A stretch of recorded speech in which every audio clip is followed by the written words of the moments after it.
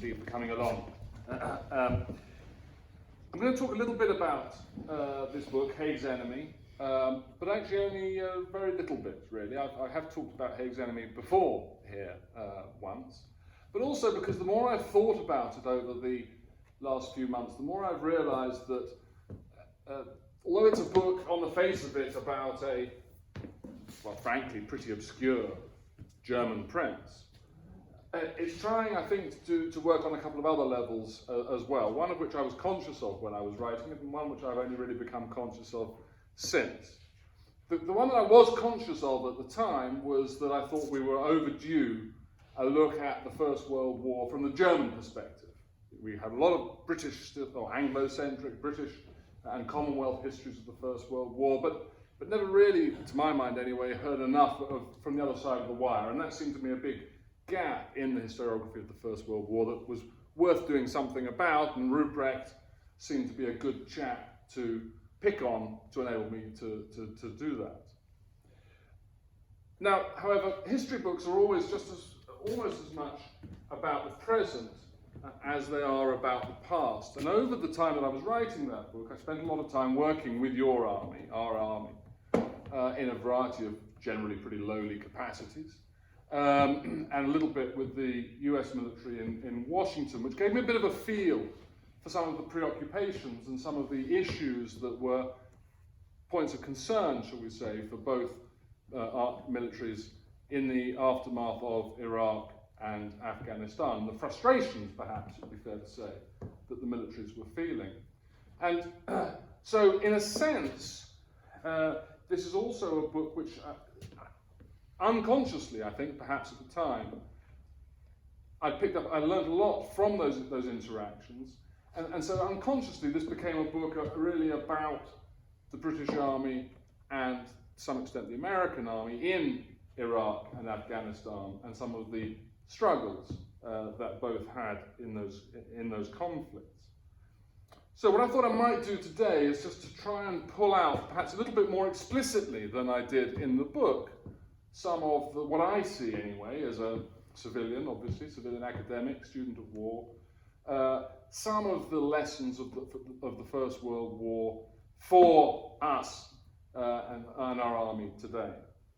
Now, there's a long list of things that it would be possible to talk about under this rubric. The First World War contains all sorts of lessons for militaries today, all the way from the technical, casualty evacuation techniques and triage, all the way, bridging wide wet gaps, all that kind of stuff, through to some issues which are verging on the motherhood and apple pie, the importance of fighting with allies, for example, through to some altogether more challenging issues.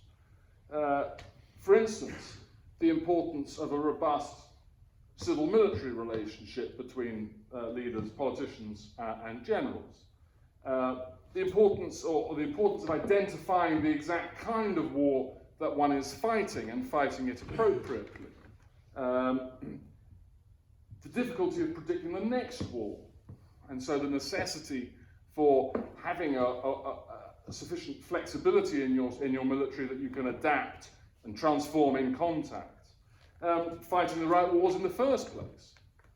These are all important issues. The myth and the reality of mission command, something that comes through a lot in this book because it comes through a lot in the German army.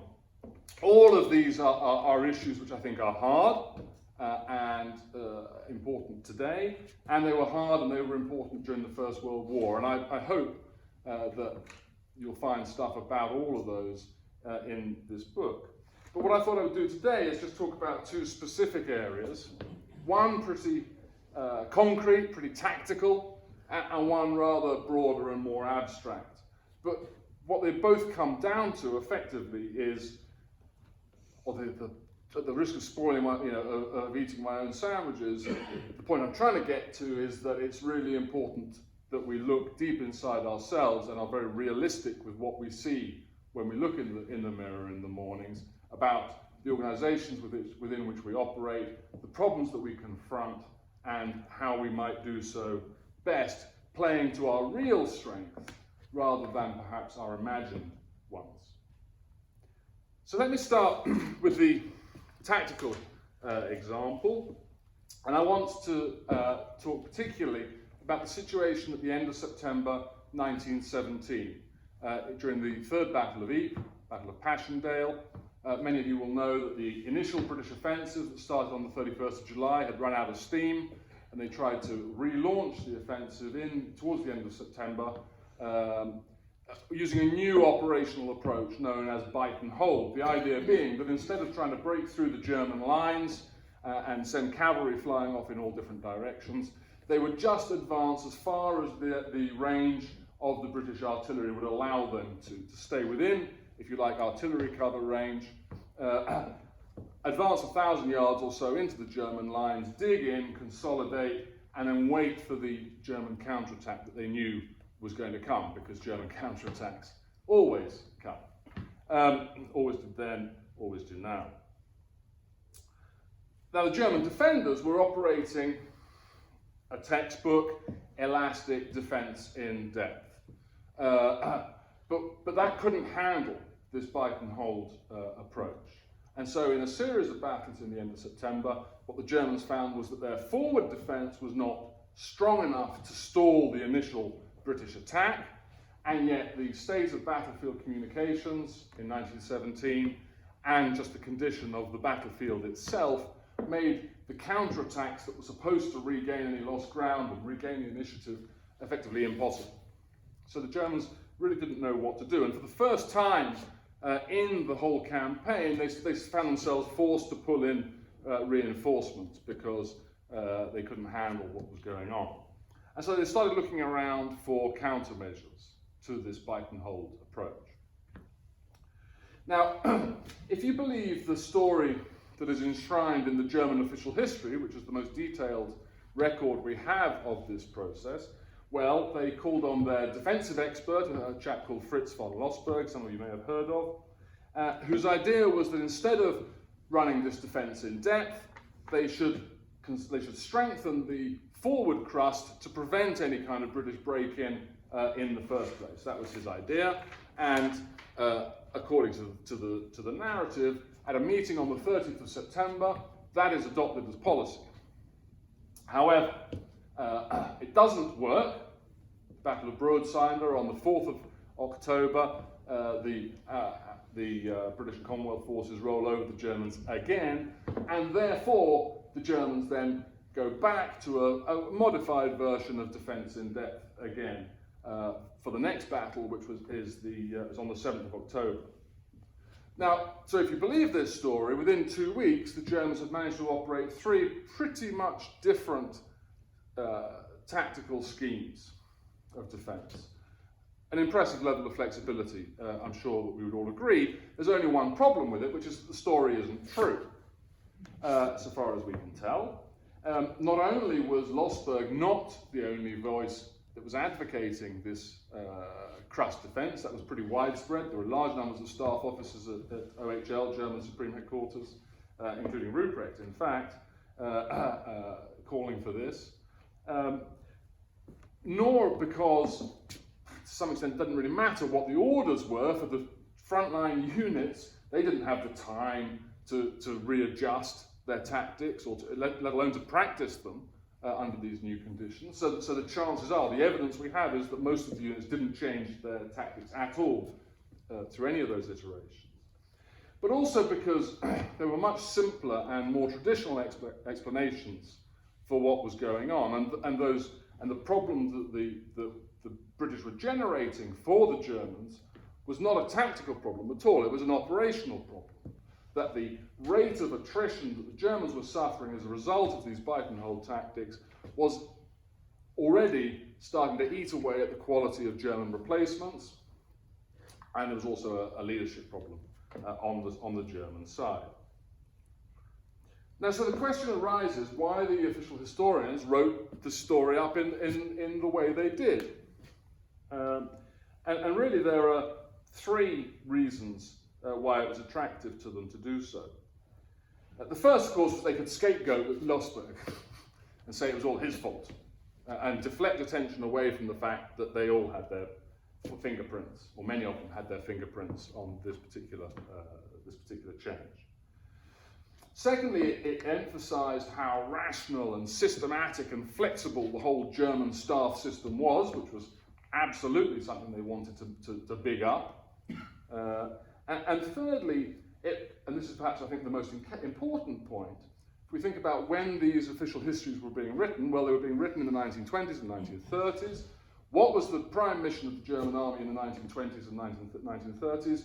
Well, it wasn't blitzkrieg. They weren't thinking about using the German army as an offensive weapon, not until 1936 or maybe even 1938. Number one job the German army had was the fear of the French coming over the Rhine and having another go. It was how to defend a weak Germany, as they saw it, against aggression from either France or even potentially Poland. And so working out how you run a defence was very important, and this elastic defence, they thought in the 1920s and 30s, was the best way of doing that. No accident, of course, that the official history was being written by who? Well, by former general staff officers from OHL, in most cases, who'd been placed in the official history section specifically, because Germany wasn't allowed to have a general staff between the wars, in theory, specifically to keep the sort of maneuverist flame of Schlieffen and Moltke the Elder alive, and to inculcate and provide lessons for the cadres of German officers that were being trained between the wars. Now, as a matter of fact, this is a little bit in parentheses, this revised defence in depth was never really put to the test during the rest of the Third Battle of Ypres. As you all know, British offensives continued right up until November 1917, but frankly, the number one enemy by this stage was weather and logistics, and not really the Germans at all. When the Germans did try elastic defence in 1918, in summer and autumn of 1918, it didn't work, but frankly, by then the situation had changed so much that you can't really compare the two, I don't think, or at least not terribly well. Anyway, the lessons, I think, that arise from this episode, I think there are three of them, really. And the first is that the German General Staff was seeking tactical solutions to what was in fact an operational challenge, bite and hold and attrition. And this is a theme that you can see throughout the history of the German army, well, pretty much from Frederick the Great, actually, but certainly from Schlieffen all the way through to Stalingrad. The German army, like most militaries, was a can-do organisation. It saw its job as finding solutions. And what it understood best and was best at doing was generating tactical solutions. And therefore, that's what it was trying to do. The second thing that comes out of this is the intellectual arrogance, I think, of its commanders. Men like Ludendorff and his courtiers at OHL were convinced not only that there was a single solution to the problems that they faced, but also that they were the people to find them.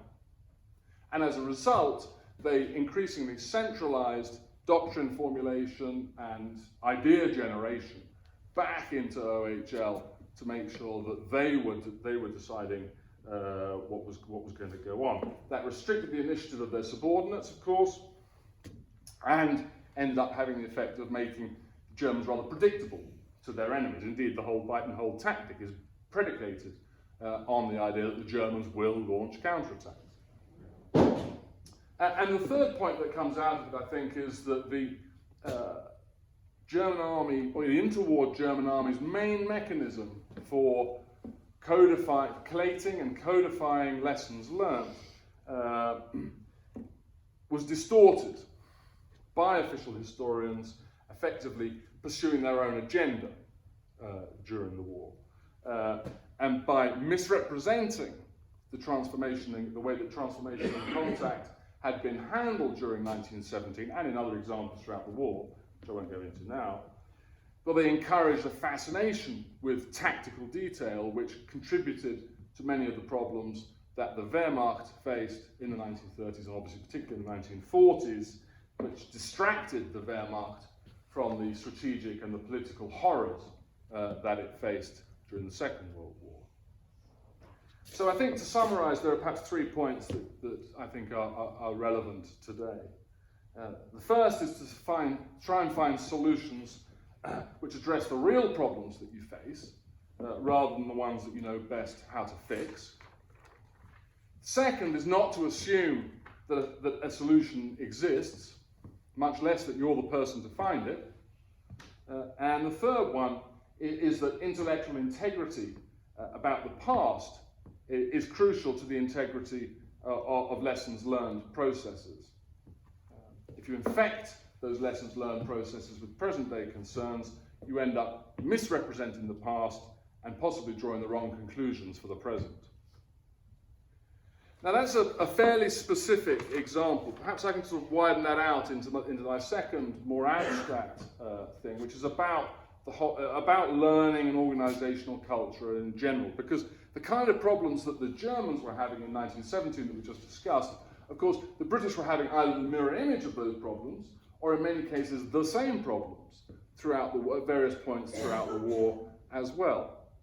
And yet, if you look at the British Army by 1918, you've got to argue, I think, that it had learned not only how to fight in the conditions of modern war, but also that it had learned how to learn in the conditions of modern war. It had evolved a whole system of learning systems, if you like. Some of them very formal, doctrine pamphlets, schools, courses, centrally driven. Some of them very informal, using the traditional social networks of the British Army to spread information and best practice around. Either way, they were finding lots of different ways to get information moving around the organisation, information and ideas moving around the organisation at once, in ways which contributed to the innovation and transformation that was underway. Now, frankly, historians don't really know to what extent this was an accident or done on purpose. There's still more research to be done there, I think. It's a bit unclear. What we do know is that implementation was pretty patchy. You know, for all that there were units that were perfectly capable of getting the new ideas and putting them into operation and making them work, right to the end of the war, there were still some units that just frankly never seemed to get the hang of what it was all about. So the BEF did not, it seems to me, either fully internalise or systematically implement all the lessons learned. It did enough of that to win, but if you look at it as a learning organisation, it looks, I think, rather haphazard. Certainly in comparison to the French and the Germans, who, for all the drawbacks I'll come to in a moment, certainly were capable of generating uniform change in a systematic fashion in a way that the British Army did not seem able to do. Both the French and the Germans had a much more centralised system, as we've already discussed a little bit, with the centre really promoting adaptation rather than absorbing it and recycling it. However, I think if you look at the British Army of the time, 1914-18, and say that it was a haphazard learning organisation, to some extent we are looking at it, we're misunderstanding the culture of the British Army at that time. And I think we're sort of looking through today's spectacles, if you like, at yesterday's institution. And I think we're doing that because we're in the habit of thinking in modern Anglo-American military terms, where innovation and transformation is primarily either, or this is neither and or, I suppose, is driven either within a NATO context, where you need to have a lot of interoperability, or is largely driven by an American military, which is on a much larger scale, obviously, than we operate at, which has a huge organisation in trade to generate these ideas and then to disseminate them through the organisation. In both cases, clarity and uniformity are very important if you're going to get different units, either from different ends of the United States or indeed from different nations, working together in mutually predictable ways.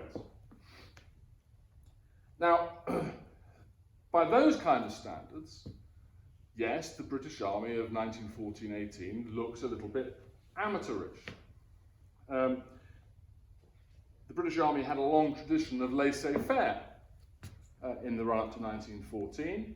The guiding principle of all the training was that the commanding officer of a unit should be the man who was responsible for training the men that he would lead into action. And that inevitably meant that there was a lot of flexibility left to individuals to train their men as they saw fit. Within, it's true, some broadly accepted and sort of general principles of war. But otherwise it was very much left to the COs. And this flexibility seemed to work well, given that British soldiers pre-1914 were likely to be fighting all over the world in a huge variety of different environments and circumstances, whereas the French and Germans pretty much knew that their big conscript armies were going to be fighting in continental Europe in a pretty predictable set of circumstances. This flexibility also fed into the way that British officers perceived themselves. They saw themselves as good at adaptation, good at improvisation, as pragmatists, rather than the French and Germans, who they tended to see as theoreticians, who were interested in programmatic solutions and rather abstract. The British had a sort of distaste for theory and for prescriptive rules. I think it's fair to say. And as a result, between 1914 and 1918, the British Army, which remained dominated at its core by a cadre of pre-war professional soldiers, be under no illusions about that, even as it expanded immensely. Throughout that period, during that war, the British Army managed somehow to allow a lot more free play to the periphery, if you like, than the French or the Germans did. As a result, particularly in 1918, when operations became more mobile and the need for synchronized fires, was relatively unimportant compared with maneuver, the British were a very unpredictable enemy that the Germans found very hard to deal with, in stark contrast, as we've already discussed, with the sometimes predictability of the German army. So what we have, I think, is a contrast between two militaries with very different approaches to innovation and adaptation during the First World War. You've got the Germans, on the one hand, very centralized, very programmatic, very uniform, very systematic. On the other hand, you've got the British, devolved, unsystematic, and ad hoc. Now, as it happens, we know that the British won. And I would argue, in a way, that innovation and adaptation was a major part of that victory. But just because that was the outcome in 1918, I think doesn't necessarily mean that this organic, pragmatic British model in itself was inherently better than the systematic German one in all contexts. In fact, if you look at the example of the French, who were much closer to the German way of doing things, that way worked perfectly well for the French on the Western Front. So what this suggests to me is that it was possible for programmatic approaches to work on the Western Front. So it wasn't the learning culture itself that was decisive in this war. And I think this is the key point. It was the way that the institutions worked with the learning culture that they understood they were working within. And the big difference there, I think, is that the British very clearly understood the laissez-faire spirit that they had and managed to work with the cultural grain of the organisation, if you like, and that way facilitated change and enhanced effectiveness. Whereas the German army thought it was very flexible, but in fact it wasn't. Under pressure, particularly, the agility that it thought it had turned into arthritis. And the conflict, which I haven't discussed much, I'm happy to later if we have questions, between devolved authority and central control became a significant disruptor to its attempts to change. The drive for one-size-fits-all solutions, in fact, undermined effectiveness in the German army. So the point I suppose I'm trying to make is that knowing how to drive change, even revolutionary change in time of war, requires acute sensitivity to organisational culture, and the British in the First World War had it, and I'm not sure that the Germans did.